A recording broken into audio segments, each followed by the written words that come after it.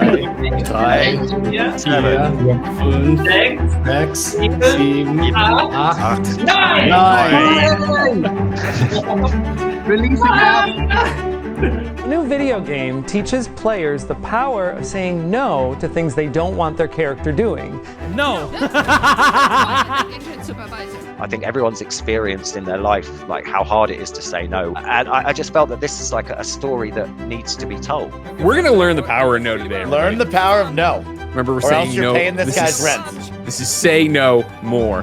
Let's talk about the issues people have with not saying no. What are you supposed to do? You're supposed to say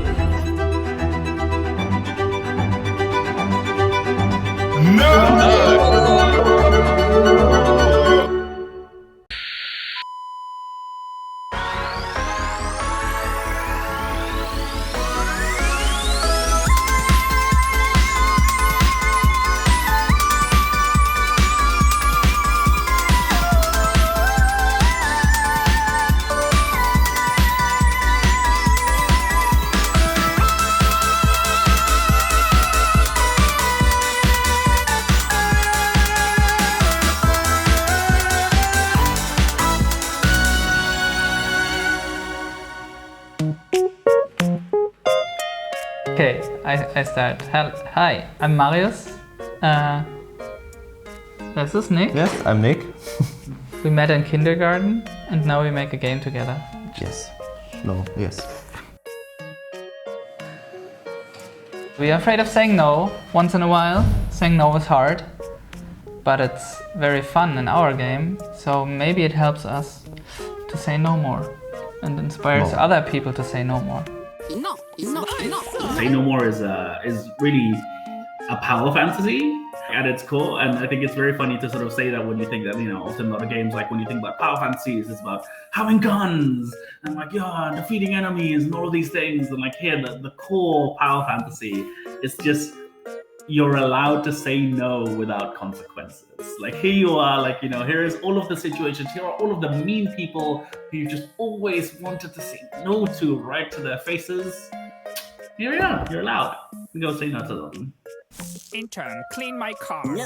You are this new intern at this company and everyone treats you like shit. Oh, can I say something like that? Everyone is treating you like trash.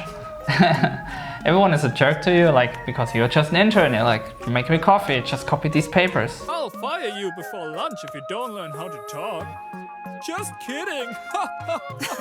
And you then learn the ability to say no. You just press this one button, you say, no! Intern, make me coffee. Are you sick and tired of being pushed around by mean coworkers? Well, no more! Introducing Say No More, a video game about saying no. And like the person who wants you to make coffee is like, whoa, it's insane, holy cow, it said no to me. Like, wow, I have so much more respect to this person. That was kind of how it started. Yeah. We love stuff like this and just want to make a game where we can do that. To me, Say No More is a very special game because it has this, it covers a very serious topic, a very important topic. I would describe it as a very fun game, but it's also, it has a lot of depth to it. Actually, a few days ago, I had the situation where I wanted to say no, but I didn't feel confident. And then I actually thought about the game and I said no. And so it's, yeah, that's the cool thing about Say No More, that it has this very important subject that affects everyday lives of so many people, and to approach that in a comedic and funny way, I think is just it's kind of the solution for me to spread the word that it's okay to say no. Because if everything is so serious about that, I think it might not work as well. So we want this one experience that where you sit down, you play this game, it's not very long, and you have this fun story, and it's funny, and it's giving you some wholesome vibes. Like, we want to shove in as many positive vibes as possible. We made a little game before Say No More called Alone in the Dark. And it was a fun little game we made in 2 weeks. And then there was a question, what will we do next? And we were just throwing stuff in Unity. So we made a little thing where you walk around in an environment and then someone is a jerk to you, and then you can say different things, like on each. There are like 4 keys and you can answer with yes, no, maybe, and interesting, what do you think? Quickly we noticed that saying no is the most fun response. Just saying no to things, like I don't want to do that, no. And then we just kicked every other things you can say in those games. And thought, what if it's not a game about say yes or no, but actually a game where you only say no? It just sounds interesting to us. We want to make the most hilarious fun games, but what is the fundamental part of it? And this is where we kind of found it, and as a bonus then also noticed like, oh wait, we are also people who rarely say no. Yeah, coincidence. Yeah, coincidence. We showed it at Talk and Play here in Berlin. People liked it, it was fun. After they played it, we talked a bit more and they were like, I need to say no more often in my life as well. Like I'm a freelancer and I take too many projects and I'm always, but I just need to say no. And this was kind of the time where Nick and I thought, oh, maybe this is something interesting, like something we should think about. Say yes to say no more. Marius came to us and was like, hey, so I'm working on this at my free time. He was like, this could become a full-blown game and not only a game jam we're working. We were on board 120% immediately. The story, the message, the style, everything fits so perfectly.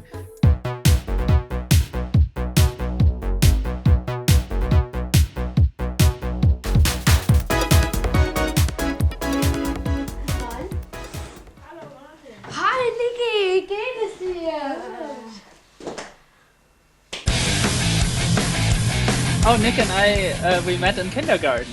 We know each other so long. Yeah, I played with a plushie, with a raven plushie, and Marius appeared and said, "It's my plushie." In kindergarten, that was right. In kindergarten. So I gave it to him after it, and somehow we became friends. So making games basically started 2017-ish. That was like the time where we both learned to use Playmaker, which is this visual scripting language for Unity. But we actually started much earlier just doing things together, because we had, as kids, we had a video camera, and so we made movies all the time.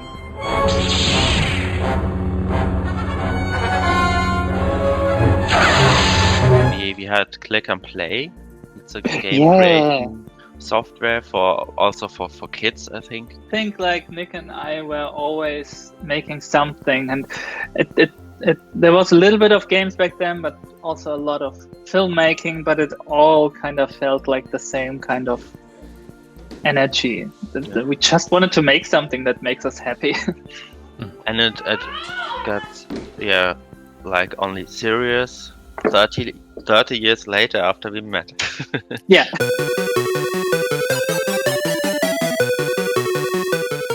Hey intern, funny story. Remember when I asked you to give me your lunchbox?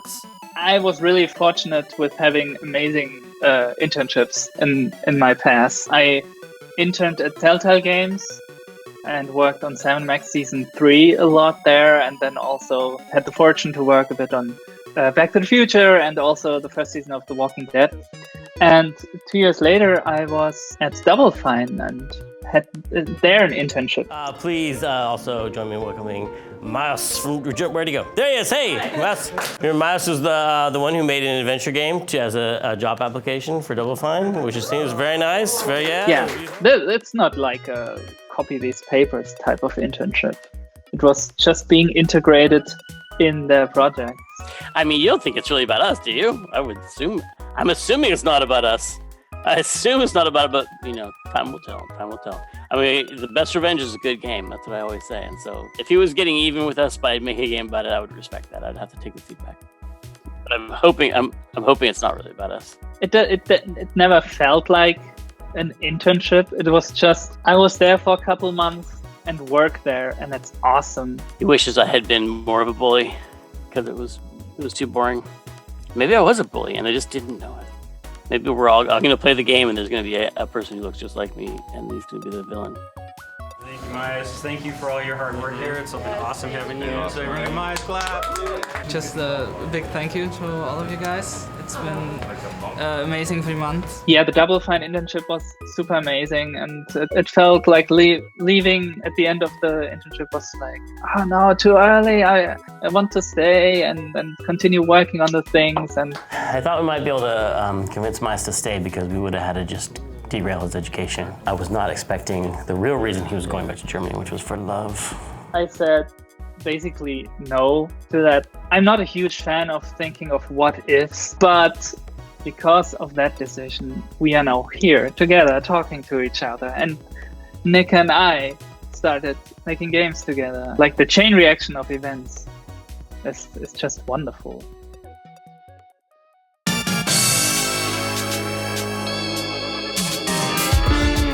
Basically, it was a maze festival in 2018 in Berlin. It was one of my first trips for Thunderful. Kind of early on the Saturday morning with a bit of a hangover, and I went for a walk. And on my walk, I bumped into 2 Polish indie devs that I know. And they were going down to Saftladen to the open day, which they do every Saturday of a maze festival. So I went into Saftladen, and there was a PC set up with a big screen and lots of no stickers everywhere. And I started playing this game, and it instantly reminded me of the kinds of games I played back in the late 90s, especially kind of janky PlayStation graphics. No! Weak! Go away! No! No! No! So no! And I just felt that this is like a story that needs to be told. I think everyone's experienced in their life like how hard it is to say no, whether in personal relationships or professionally. And it was just the way it did it in a kind of a narrative way that was just ultimately positive and fun. We just came back from San Francisco, from GDC, and showed it around there a bit and got mixed reactions. After all this time pitching the game, like for the first time sitting down with someone from a publisher who explained the game back to us, that was surreal. Nick wasn't there, but I called Nick immediately, and he's from Thunderful, and they believe in it, and I think this can really happen. This is crazy. Yeah. Totally freaked out because it was my first commercial project making games, and I felt really lucky to get like full funding and to be able to work full time for Fizbin. This was pretty life-changing for me. I can't really believe that this is happening now as well, and I'm just overwhelmed that everyone's here now together, believing in a game where you only can say no.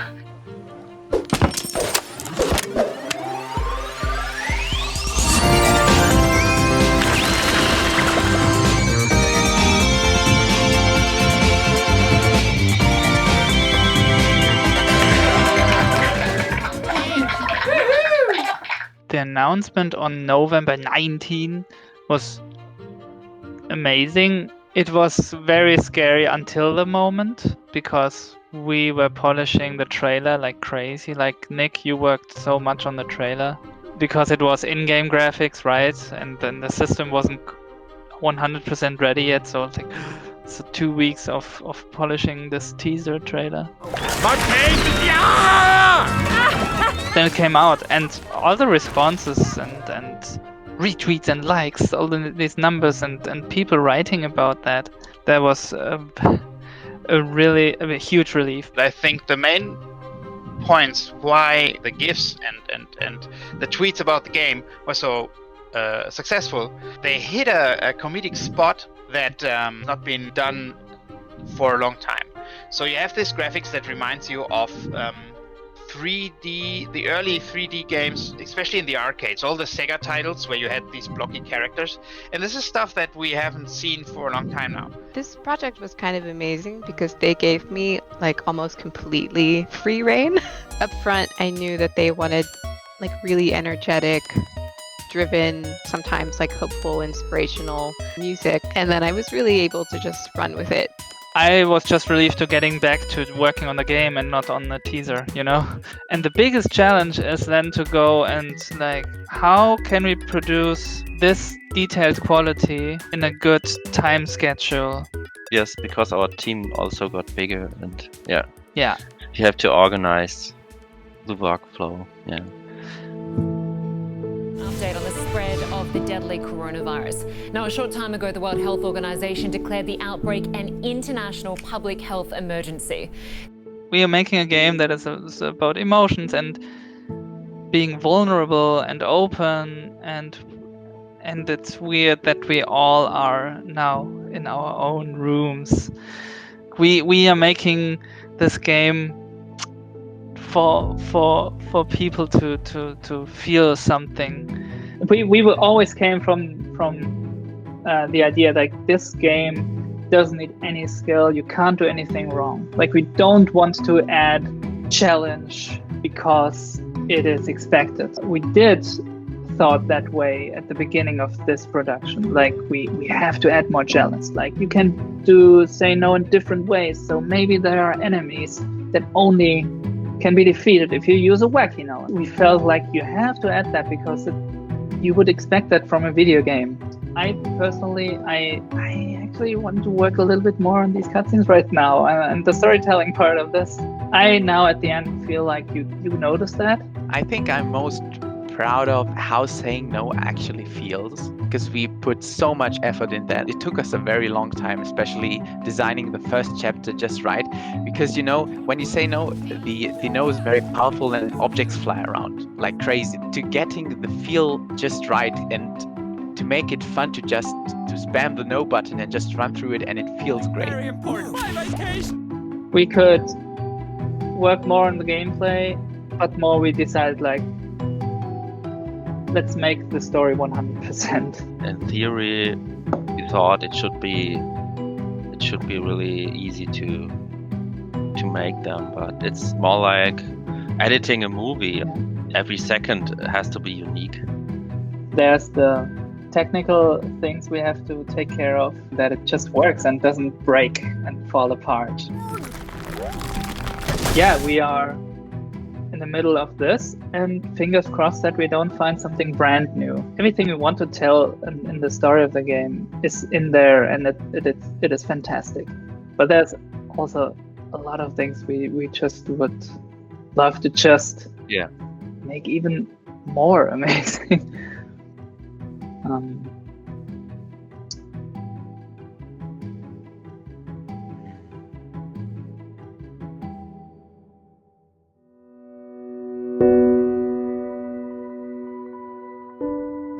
It turned out that level building takes much longer than we anticipated before, so we had to adjust our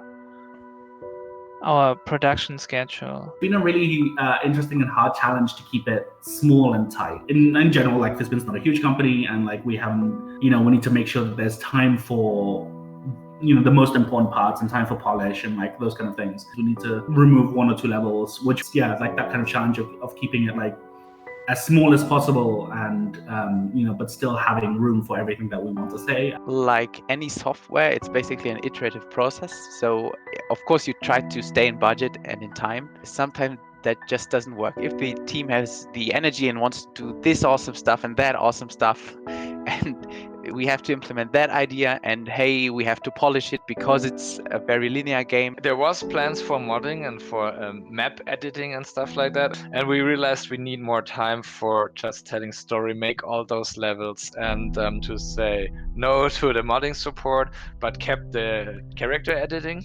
That was more important. Even now, it's hard for me to tell why do things take so long, other than of course things take long. If you want to make something amazing, then because you care, you can't just let go of things and put it on done too early. You want to work longer on them.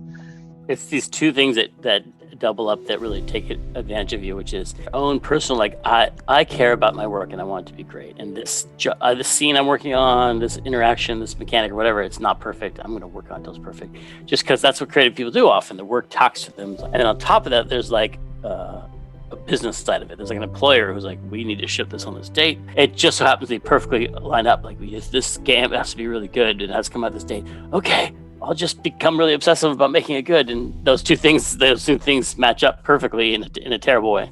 The simplest explanation is that time was running out, and we had to finish other things first in order to complete the storyline of the game, the campaign. And the closer we got to the finish line, the more we had to think of, okay, eventually we might have to cut things. We want to make a roughly 2-hour experience that is very easy to play, easy to digest. It's approachable by everyone, basically. We want, after these 2 hours, that people had a satisfying 2 hours, and then maybe they're like, what is my relationship with the word saying no? Like, I should say no more, maybe. And that's cool. This was our goal. And so with every thing that we still have to do, we just compare it and like, do we have to keep this in order to reach that, or don't? The important thing is not to offer a solution, because saying no won't resolve everything immediately. We don't think you should just say no to everything all the time, and like never go to parties or never do anything, or like don't listen to people and what they say, what they have to say, and be selfish all the time. But we want to be or at least I think of the game as a communication starter. I think the best outcome would be if the players play the game and realize that saying no really is something you have to do sometimes, and that it not always have to do something with negativity. I really hope that some people can have it as an outlet. Marius always talked about like, you can do it energy. If you feel like no is the right thing to say it, because the world is not going to get better if you don't say what you think. This is really going to be dumb, but I'm going to say it anyway. Like, one of the things that helped me think about this better was Animal Crossing. The first time I played Animal Crossing, I was really frustrated because I was like, I'm going to pay off my house. I got to go. Tom Nook wants me to do all this stuff. And I was like, okay, I'm going to go dig up these things. I'm going to sell these things. I'm going to trade these things. I got to go talk to people. And then all of a sudden it was night and I couldn't do any of the things. So I was like, no, the store's closed. The store's closed. And I was like, what do you mean the store's closed? I'm going to push through this. I'm going to, I'm going to grind on this debt until it's gone. And I couldn't. I had to wait till tomorrow. And there's so many things like that in Animal Crossing. There's only one thing that spawns every day that gives you a recipe. Or there's, the trees only grow at a certain rate. And all these things happen that you just force you to like turn it off. Like, okay, I've done everything I can do today. I'm going to turn it off. And it starts to make you realize that there's so many things in life like that. Like you can't just push through and grind through to some goal in life. You have to just take a little bite out of it every day. There's certain things that you do every day, but I only have to do a certain amount of them. And then I'm done for the day, and I can turn off the game and not sit there obsessively trying to grind everything. 5, 4,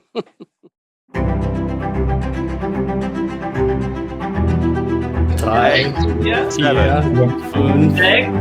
7, 8, 9. Release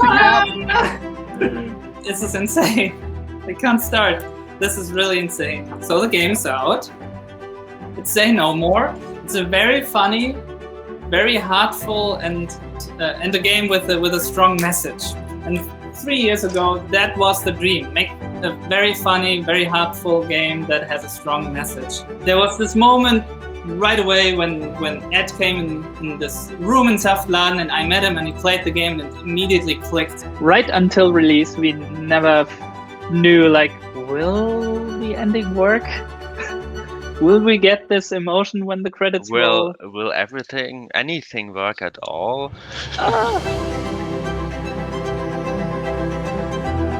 I had a good time. I think they did a great job on that. A new video game teaches players the power of saying no to things they don't want their character doing.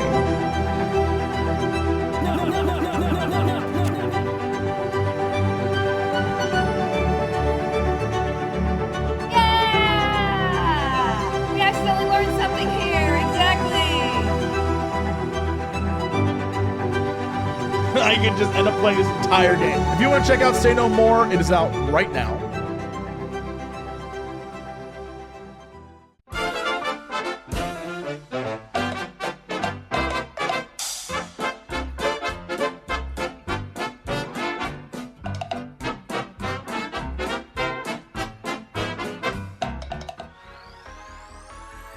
How many languages can you say no? 2. 2. Or 3? Okay. 9. 9. No. No. Niet. Niet. Niet. That's Russian. No. No. No. No. Italian. Spanish. No. No. Making Say No More is also an excuse for me to learn saying no in different languages. So I'm about to learn it. So let's talk about it in a year. I am Coach and I approve this message.